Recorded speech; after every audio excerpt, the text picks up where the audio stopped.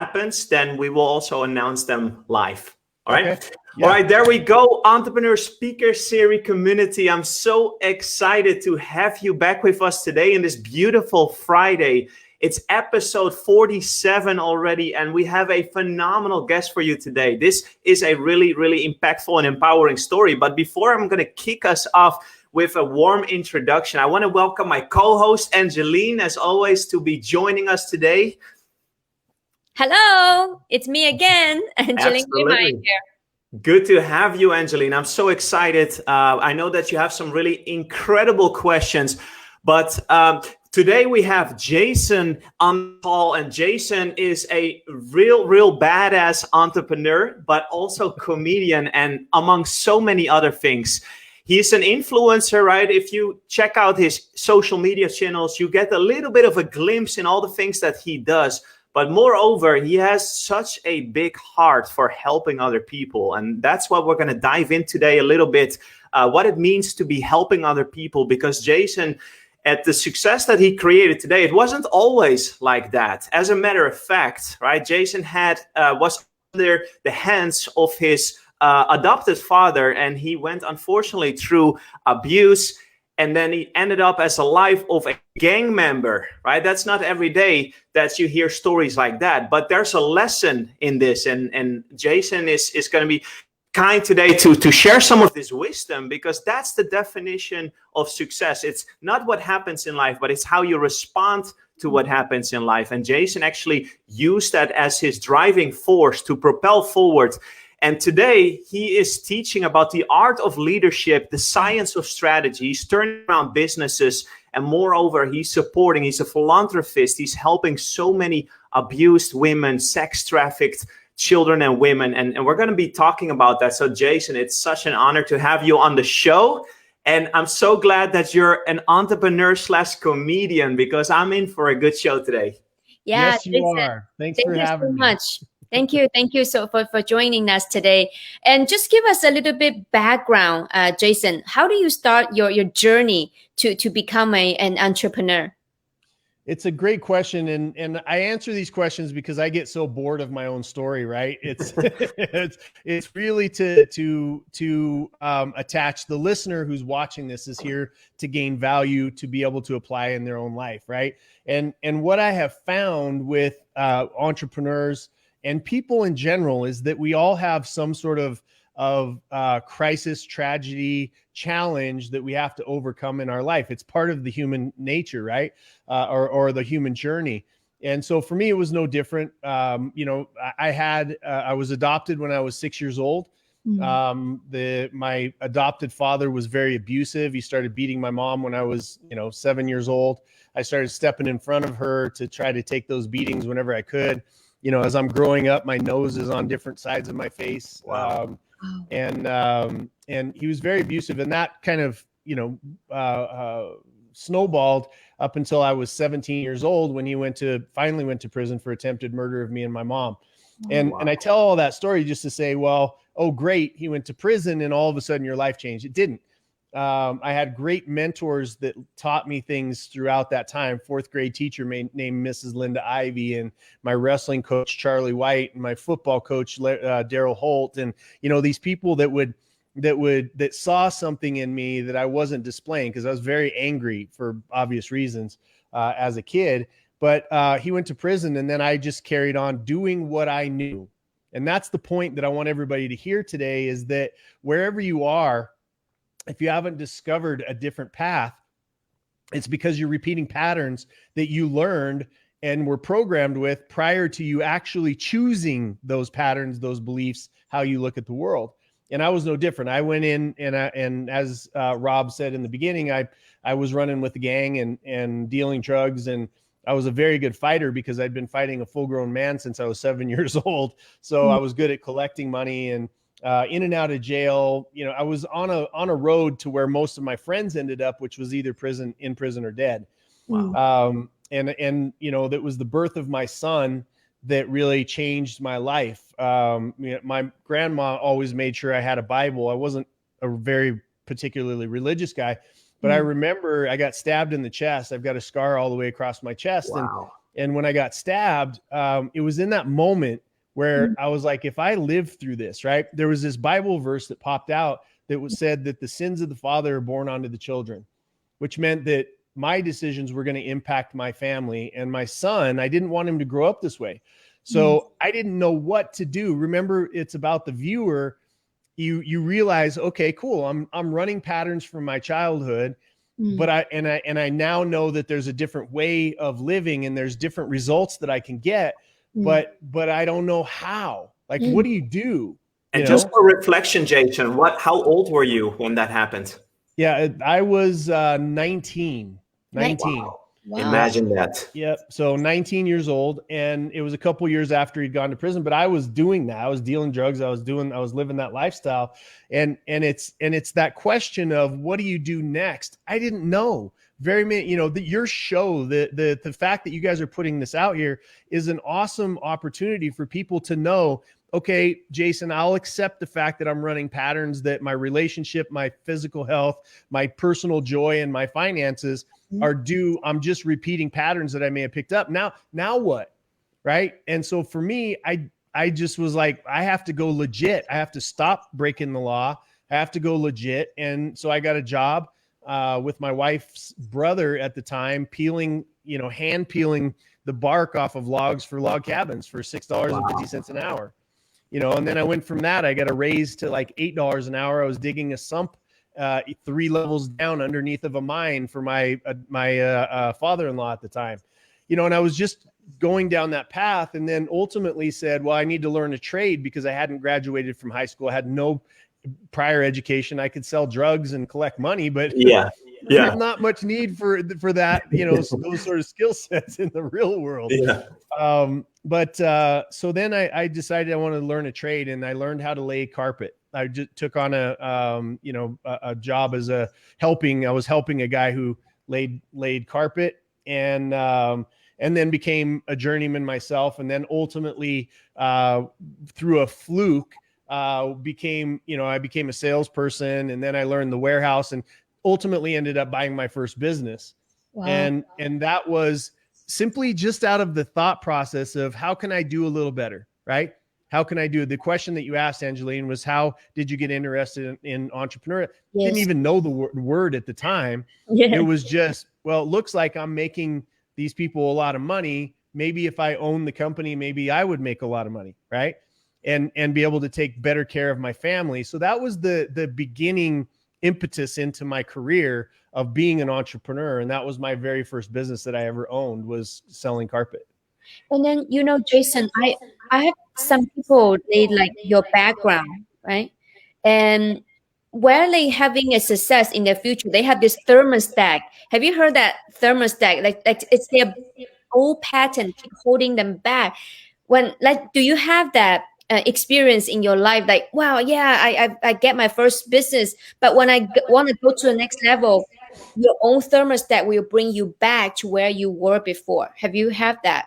Yeah, there's 2 really important facts that you bring up, Angeline, which is, one is that you have this, when you go below a certain amount, you start to work really, really hard because you're like, I can't live anything below that because you've set your standard. And then you get to a high where you're like, well, I'm making really good money. And then you back off on your activities, right? And so then it's that up and down. And some people that number is between 5,000 and 8,000. Some people that number is between 10 and 20,000. Some people it's 100 to 200,000. Whatever their thermostat is set at, then that's kind of where you waver in between, because there's no feedback system. Now, the second most important piece of this is what I find in all of the businesses, right? I still, I built up a very large private equity business where I owned multiple companies and then ended up selling all of them in 2019, which sort of set me free for the rest of my life financially, which is why I became a comedian. I'm like, you can't cancel me anymore, right? So I can say whatever I want. Yeah. But when when I sold those companies, there was a decision to be made, and one of the things is I've had one of the top 10 consulting companies. We just kind of crossed that mark last year in the country. And so we've helped hundreds and hundreds of other business owners. And one of the things that always shocks me is that we don't understand the game that we're playing, right? We don't understand the game that we're playing. Mickey Mantle was one of the greatest baseball players in the history of mankind, played for the New York Yankees. My grandfather loved that team. And Mickey Mantle was one of the first sort of statisticians as a player. He cared about the numbers. And when he retired, he gave a speech and he said, it's amazing how much we don't know about the game we've been playing our entire life. Business is exactly like that, right? Business is exactly like that. And so the idea is that you have a thermostat, but the biggest mistake business owners don't understand is the game that they're playing has an end game, right? And we're playing the game. A business should be nothing more than a machine that creates cash. And I know there's a lot of people who love their businesses and they're like, I love my employees and I love my client. That's not what I'm talking about. That's part of it. But if you set your business up as a machine that creates cash, you can give money to philanthropy. You can give money back. You can pay your people more. You can take better care of your customers. It's the profit that is produced that allows you to be able to do all of those things. Now, the mistake, and I'll sort of wrap this up. There's no simple answers in business. Anybody that thinks that there is smoking something or selling something. But at the end of the day, we forget that we're playing the game to achieve freedom. And I want that to sink in for everybody just for a second, because there's different types of freedom. We have 3 people on the screen and our versions of freedom are all different. Anybody watching this, right? Their outcome, their definition of freedom for themselves is different than ours. But there's 3 types of freedom that I've discovered over the years and years of helping other business owners plus building my own. One is the very first one, which is lifestyle. Having a house that's paid for, right? Having a car, some sort of transportation that's paid for, having enough money to be able to feed yourself in the absence of you having to go to work every day. Right? So that money's coming in either residually or you've made a big pile of money to be able to live off of that over the rest of your life. That's freedom, lifestyle freedom. Being able to go on trips, but whatever. The second type of freedom is to be able to exit your business and keep doing things like a Warren Buffett, right? He hasn't had to work for a really, really, really long time. He still puts in 80-hour weeks, right? But he keeps buying businesses because he enjoys it now. Now, the third one is philanthropic freedom. In other words, if I'm passionate about dogs, or if I'm passionate about human trafficking, or if I'm passionate about domestic violence or feeding people, that I can now interject as much money as I possibly want, or I can put my time in and help that. So those are the 3 types of freedom. And we forget every one of those types of freedom has a number attached to it. Right? It has a number attached to it. So for instance, $100 or $1 million in the bank invested is spinning off 10% interest for you to live off of. That's $100,000 a year. That's $2,000 a week or whatever that calculates out to be. And you have a house that's paid off, a car that's paid off. You have no expenses. Pretty much everybody on the face of the planet can have a very nice life at $2,000 a week. Freedom, right? Yeah. Now I'm not tethered or I don't have to be anywhere. I don't have to do it because I'm taken care of, right? That's the game you're playing. But we don't understand that, Angelina and Rob, you guys both know this, that what we get told is when you're successful, you're going to buy a better car. You're going to buy a bigger house. You're going to go on fancier vacations, right? You're going to buy better clothes. You're going to do all of these things. And so we take our profits that could be setting us free and we spend them instead of invest them. Yes. Right? When you look at Warren Buffett's house, he lives in a one-story ranch house and he drives an old pickup truck because he doesn't care what the world thinks about him. It was his outcome of being free that he wanted to achieve. And we've got it completely skewed. We've got it completely screwed around that the stuff that we own and where we live and the zip code and all these other things are the things that matter. No, you're building a machine that creates cash so that you can achieve your level of freedom. Mm. It was a long-winded way of answering your question, Angelina. I hope that Yeah, helps. that's amazing. This is the first time I heard about the lifestyle. Yes, the exit the business and keep doing it, and then philanthropy freedom. That's the first time I heard. It's very profound. Well, our happiness is not in the work. Our happiness is in progress. Yeah. Right. And I tried to retire one time. It was the most miserable time of my life. I hated it. I drove everybody crazy. I had nowhere to put my energy. And if you're not progressing, you're regressing. There is no pause, right? There is no flat line. You're either going forward or you're moving backward. And so to continue to work, to continue to add value in philanthropic or new businesses is a necessity for happiness, because without progress, we aren't happy. And Jason, if you mind, I would love to do a little comparison here, because you obviously gone through this incredible journey over your life, and buying, selling businesses, and you just exited, right, your business consulting group, and so many endeavors that you're currently on. You turned a new career path, which we will talk about shortly, but can we go back to the times that you started, or you were basically dragged in by the environment, right, to join a gang, and you were selling drugs on the corners of the street, and you were handling that, and then ultimately that led to that incident where you're being stabbed to the chest. Like, that's obviously a very dramatic experience, and not too many people get to bounce back from that. Do you agree? Yeah. Completely agree with you. Completely agree. If it wasn't for the mentors, my grandfather, my grandmother, my mom, the people that believed in me, my mentors that stepped in, which is why I do these shows, to be honest with you. Like, it's incumbent upon me to give back the way that was the chance, to give back the chances, the opportunities, the knowledge, the wisdom that I've gained as I was, by people who had no other reason than being good people to be able to lift somebody up that didn't deserve it, or at the time didn't look like it was going to be a good investment of your time, right? Yeah. So yeah, it's definitely it's powerful. So what I'm hearing is, Jason, one of the big reason you were able to bounce back, it's the person that your mentors, right, that was able to pull you up and lift you up. Yeah. Yeah, 100%. I mean, I credit them. Again, my mother for being able to withstand what she went through and to be the quickest to smile. My grandmother, who was a fierce loyalist.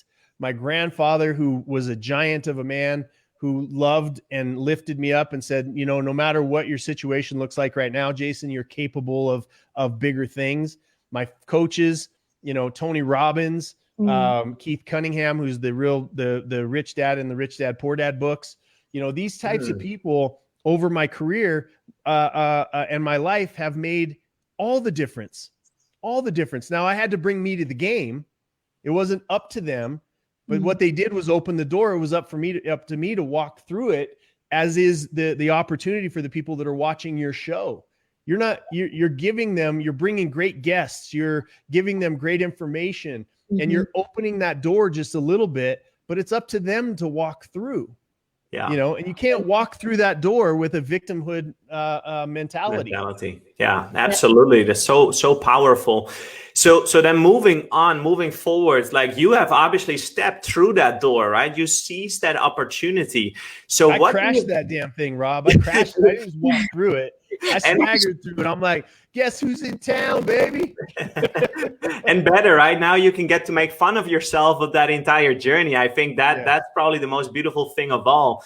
But what I would love to know about is, what do you think that now that you have reached these levels of success and you've done all these incredible things, and you can put them side by side. What is the mindset like of somebody that goes from such a low place in their life, and then stepping through that door, as you use that analogy, and then coming out at the other end? Like, what is the mindset, the difference, a shift that will let you to taking the right steps in life and achieving what you have achieved? Yeah, the biggest word. There's a few phrases that come to mind, but I would say going from being selfish to selfless. Wow. Right? To having the more pain you're in, the more you're focused on yourself. Right? And it's well, Jason, you don't understand. I got to pay my rent. Like, I'm not where you are. I don't, I don't have those freedoms. I don't have them yet. Right. And it sounds counterintuitive, but if you take some of your time, which is the most important, most valuable asset that you have, and you take some of your money and you give it to people who are worse off than you, it changes a dynamic inside of you that sets you up for success, not for yourself, right? It's more for other people. Like, the more that, I'm involved in 3 philanthropic worlds. I'm in human trafficking, I'm in domestic violence, and I'm in feeding people. And the reason why is because when I say I want to, there's somebody starving to death right now every 4 seconds. Right. Wow. There's a domestic violence. There's a woman being beaten in her own home and being held a prisoner in her own home every 11 minutes.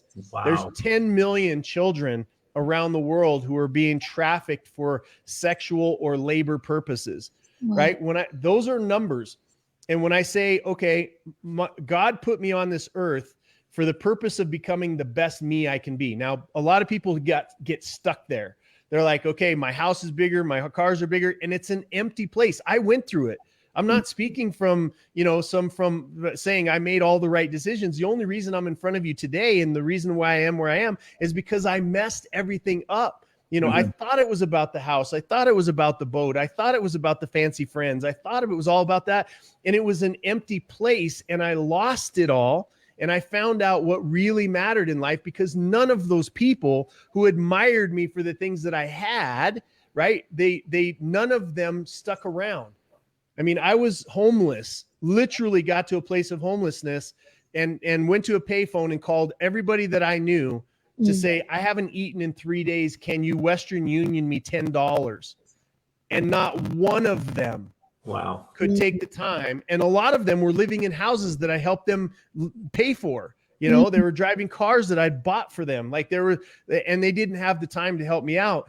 And so I realized that at the end of the journey, that it wasn't about the money. It was the second part of that phrase. God put me on earth to be the best me that I could possibly be, for the purpose of serving other people. And the more people that I serve, the more I'm resourced. And it's something that fills that gap, because I'm serving humanity at large. I'm giving back, and I'm when I see a little girl, and she's been being used for terrible purposes, and the people we go through, crash the door, take down the bad guys, and get her out of there, and see her in the arms of a loving woman that is there to rescue her, and reading and praying for her, and then seeing her taken to a safe place, and then seeing her grow and come back and be a warrior in the fight against human trafficking. Like, these things cannot be bought. Yes. And they can't be achieved with Jason Sisneros at a small level, caring about what other people think about him, right? It can only be achieved by me stepping out of the way, letting God work through me, and improving the skill sets and the tools that God gave me for the purpose of serving other people. I'm going to be taken care of in that scenario all my life. I'm going to be able to eat. I'm going to be able to have a home. I'm going to be able to take care of my family. I'm going to in that pathway. But we get stuck in this thing because the TV's telling us, and the ads are telling us, and the stupid lying fake gurus that you see all over the internet telling you that you need to be rich while they're standing next to a rented Lamborghini that they can't afford the payment on, right? Telling you garbage things. It's not about that.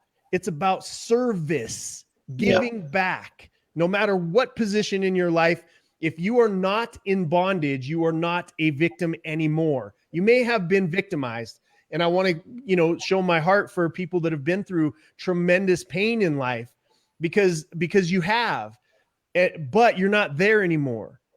And the moment that you reach out of that and you take that pain and you turn it into service, your pain goes away and you understand why you went through the pain. Yeah. Because it gave you purpose. You survived it for a reason, and you're not there. And the minute that you understand that you went through that because it made you stronger, the things that I went through, I'm so grateful for having a father, an adopted father who beat the hell out of me. Right. I'm so grateful for that experience in life because it turned me against, I wanted to be everything opposite of him. And so now I'm a great father to my children, right? In my marriages, I never was abusive. I never raised my voice, right? And those types of things that turned that into, now I'm in service of domestic violence victims when we can take them out. But the world has set up everybody up. Let's go through the list of things to make ourselves a victim. Oh, there, I'm that, right? I'm white, I'm poor, I'm gay, I'm straight, I'm black, I'm what we check that box, and that takes away giving us an excuse for not being the best us we can be because of something that somebody else says you're a victim of. You were not broken, right? Yeah. If you're here and you're watching this and you're watching it on a phone or a computer or whatever it is, or you're listening to this in some kind of headphones, then at the end of the day, you're not a victim. You are not in bondage. Yes. You have the choice of what you're going to do with your life. And we've forgotten that. Wow. So what I'm hearing, Jason, it's like from your story, we all have a choice, right? Yes, every minute of every day.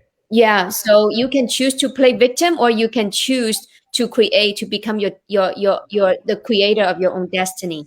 And that's really profound. And I'm just curious, if you were to go back to give your 19-year-old self, right, Jason, what kind of advice that you would give that 20-year-old self? I've thought about this a lot, and my answer changes, based on where I am in my life as I grow. And what I would tell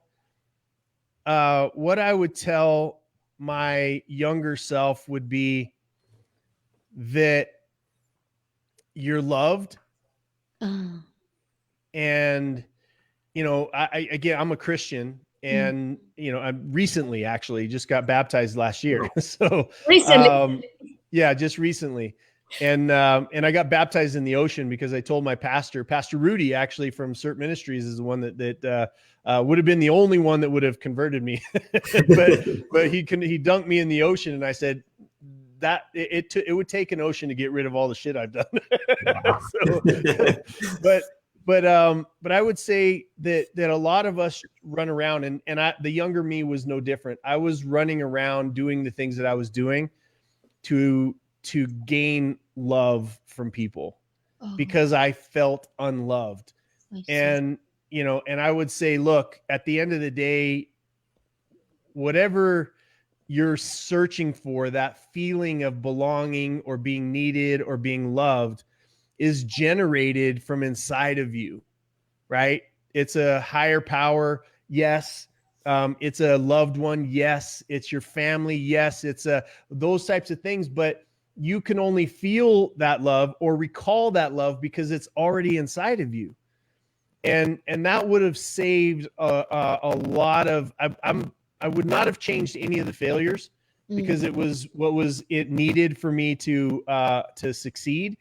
And to be able to serve at the level. I wouldn't change any of those. I would just shift that younger man into saying you're loved, and you're loved for no reason. It's an unconditional love, right? That's the advice that I would give my younger self. Wow. Excellent.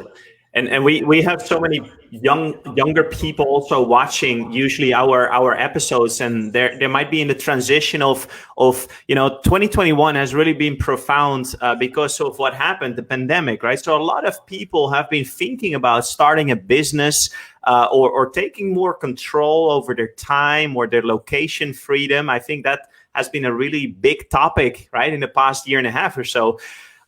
So on that angle, Jason, now today, right, you shifted towards being comedian, and I think we all love a good laugh.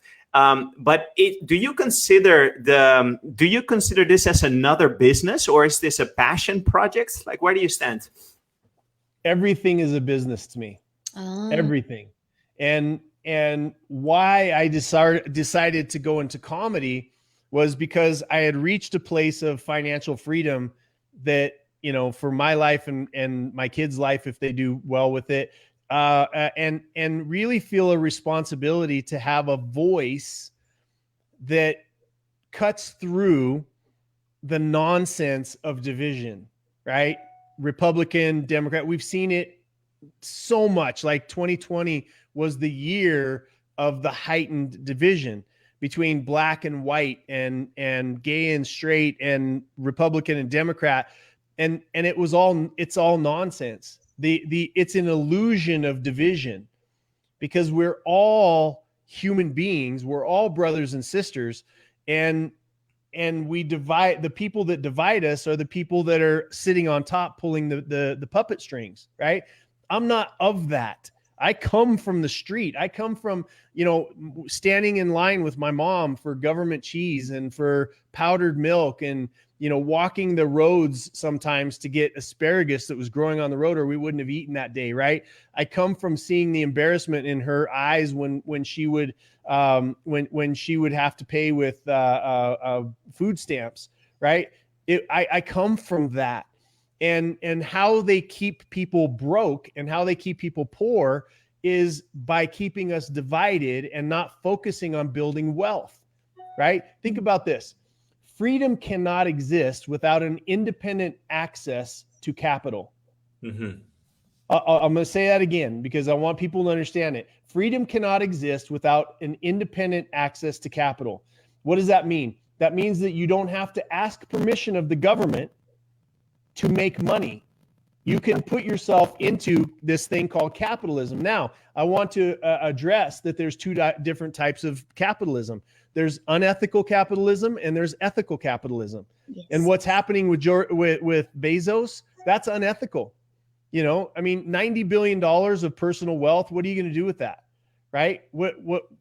How, come on. You know what I mean? I don't disparage the man's success. I'm super happy for the success, but it goes too far. And if you go back to the beginnings of America and the middle class, right? When people say they want to come here, they say, I want to come to America to climb the ladder of success. Well, that ladder basically has 3 rungs. There's all kinds of variations, but it has poor, it has middle class, and it has rich. Yeah. You take out the middle class rung, now you have a socialist state. It's poor and rich. And the poor are dependent upon what the rich and the elite tell them, right?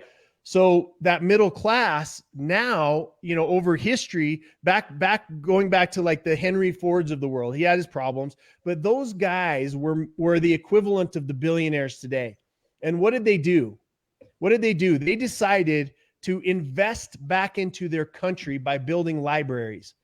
They decided to pay their people more money so that they could afford the cars that they were building. They built, through ethical capitalism, a standard of living called the middle class in this country that has lifted up even our poor.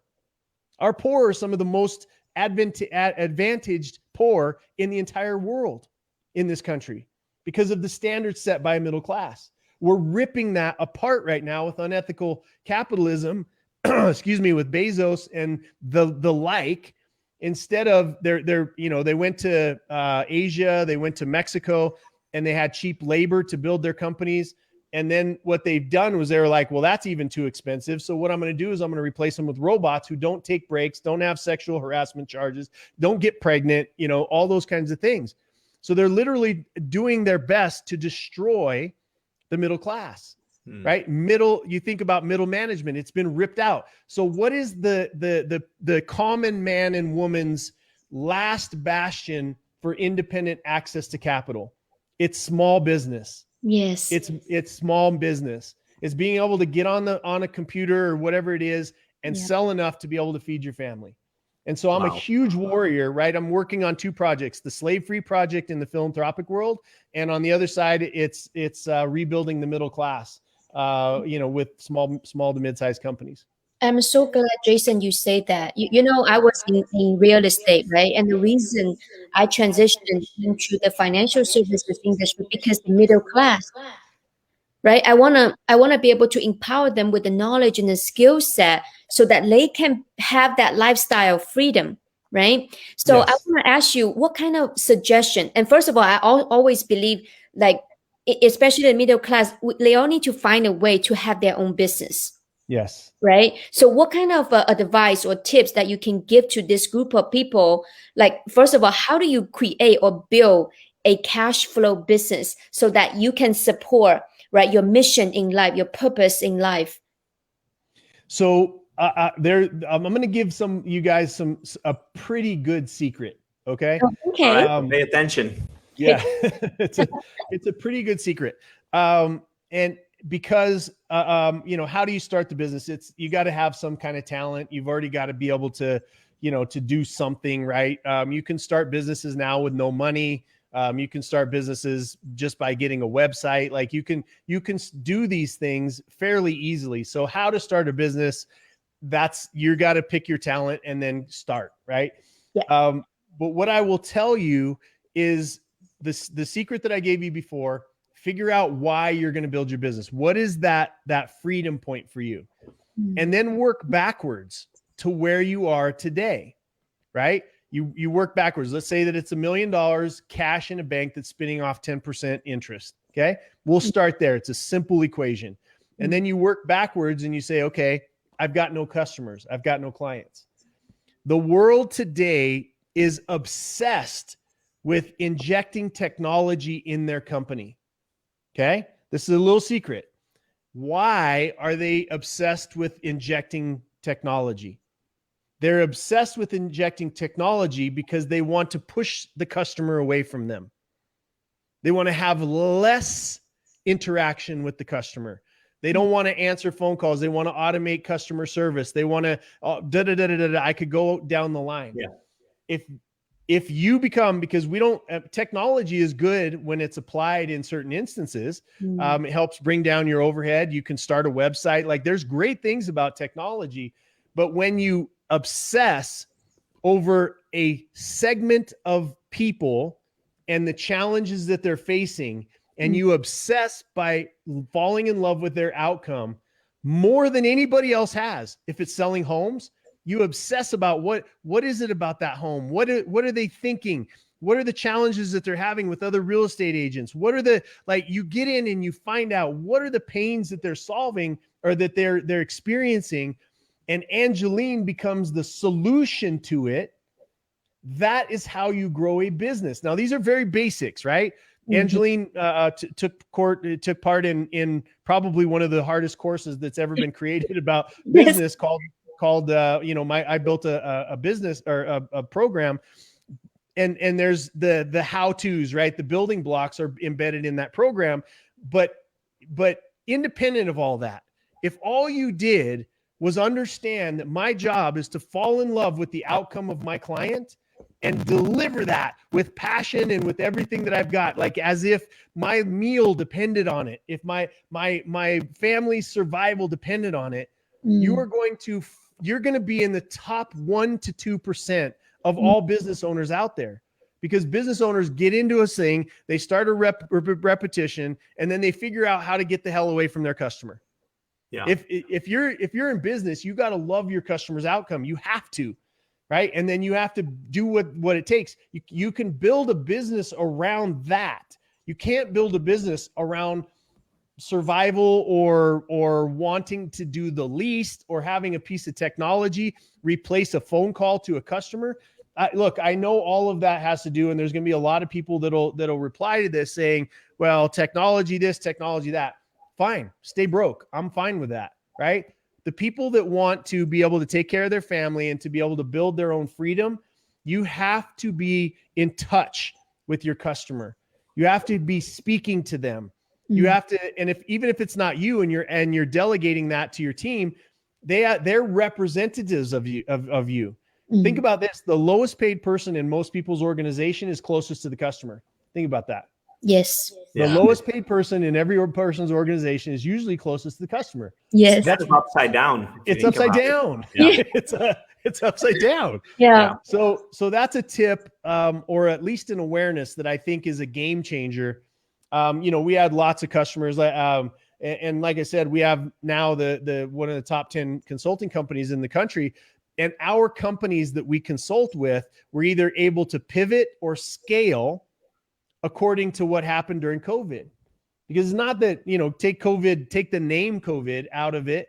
There's going to be a 9/11. There's going to be a COVID. There's going to be a crisis or a dip or a spike in the economy all the time.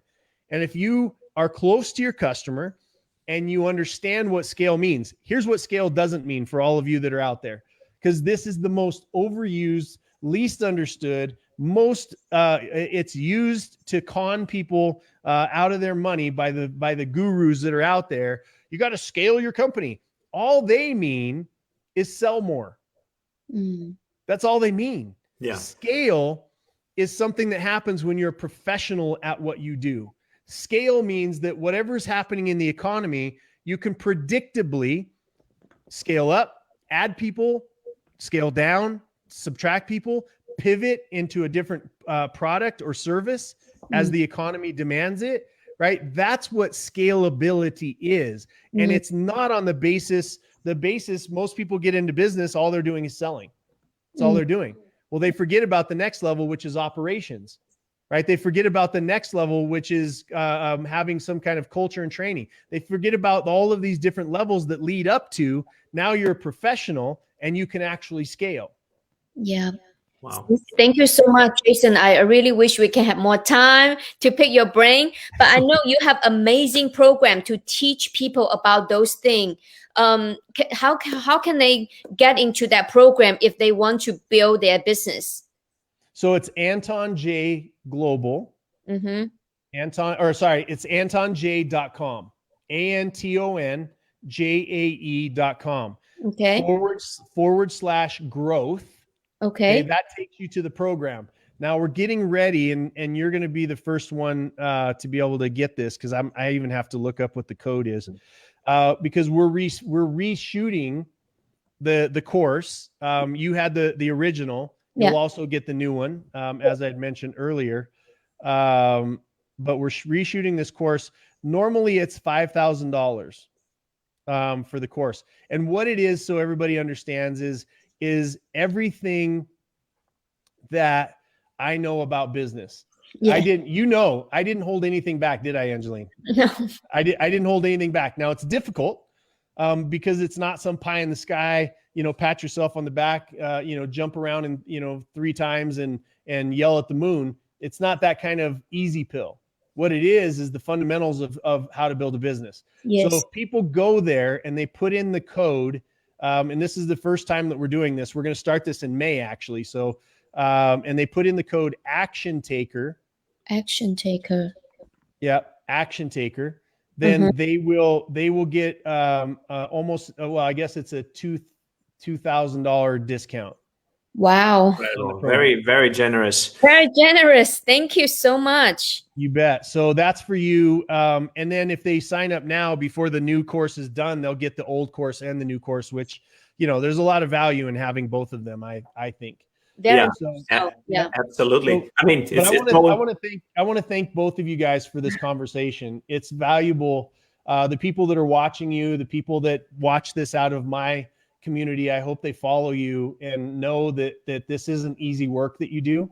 You take time out of your busy day. You're both running businesses and taking care of your own family. And this is a lot of value, thousands and thousands of dollars of value that you give to your people that are watching your show. So thank you for having me on. It's an honor.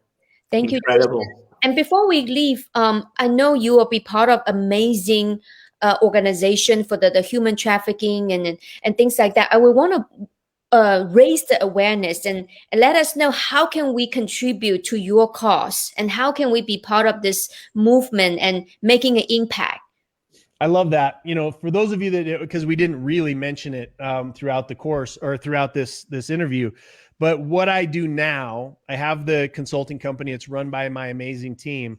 Most of my time is spent crashing doors to get kids out of trafficking, or working in domestic violence, or I'm also the CEO of Feed a Billion.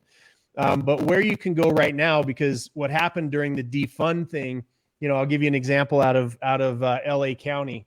They had 65 trafficking police officers for all of LA County, and now they have one because people decided that defunding the police was going to be a good idea.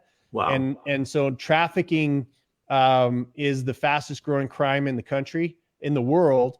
And it's been de-resourced by all of the brilliant, wonderful policymakers. Policymakers, and those are the people that supported it. So, but what I would say is that CERT Ministries is who I run with now, and Pastor Rudy runs it. It's his organization. I never touch anybody's donations that you make. It never goes through my hands. I'm just a resource for these three organizations that I represent. But CERT Ministries needs the resources right now. SERT ministries.com. And you can go there, read about the organization. It's not super fancy because what they do is they rescue kids. They are not marketing geniuses. So, do what you can. Give your time, give of your expertise, give of your money. And that would be a blessing for all of us. That's why I'm still in business. That's why I'm helping businesses so that they can make more money. They're traditionally the most giving group of human beings, are business owners. And so that's the only reason I'm still in the game, Angeline, and not on an island sipping a Mai Tai. Yeah, if you're not growing, you're dying. You know what I'm saying? Amen. Yep. Amen. Thank you so much. We respect your time. And I'm going to have Rob close this out.